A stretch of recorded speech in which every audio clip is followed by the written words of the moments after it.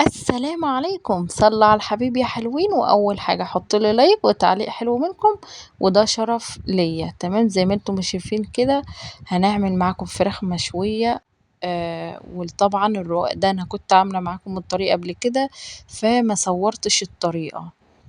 وعاملين طحينة ومخلل، طبعًا دي طريقتي المفضلة. شويت الفراخ وقُلت أعمل جنبها إيه، لقيت عندي شوية لحمة معصّجة في الفريزر، عملت رقاق، تمام، معلقة قرفة صغيرة، معلقة جنزبيل، معلقة صغيرة جنزبيل، معلقة صغيرة فلفل أسود وكمون وكزبرة و نُص معلقة صغيرة بابريكا ونُص معلقة ملح، تمام. المكونات دي على بصلة مبشورة وقرن فلفل وفصين من التوم، أنا بابشرها، عندِك كبة اضربيها في الكبة، تمام. هنعصر عليها عصير ليمونة وزي ما أنتم ما شايفين كده.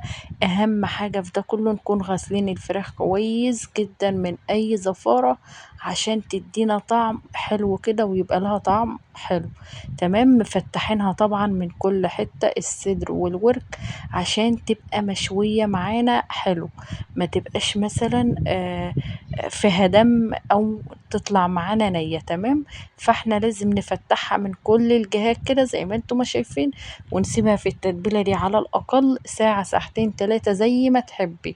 ممكن تتبليها قبلها بيوم وتسيبيها في التلاجة وتصبحي تاني يوم تشويها، بجد أحلى وأجمل فراخ. ويا حلاوة كمان لو شويتيها على الفحم. هنا بقى اللهم صل على النبي على صينية الرقاق، حط لها لايك، بجد نتيجة مبهرة.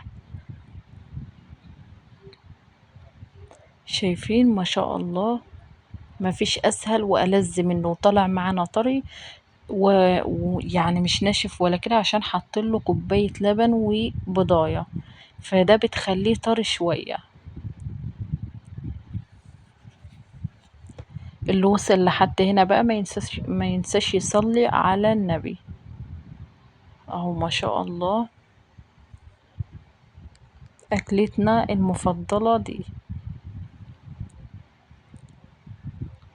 زي ما انتم ما شايفين ما شاء الله.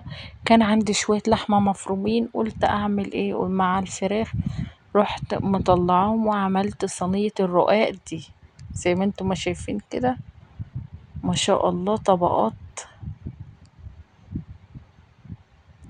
شايفين الجمال والحلاوة.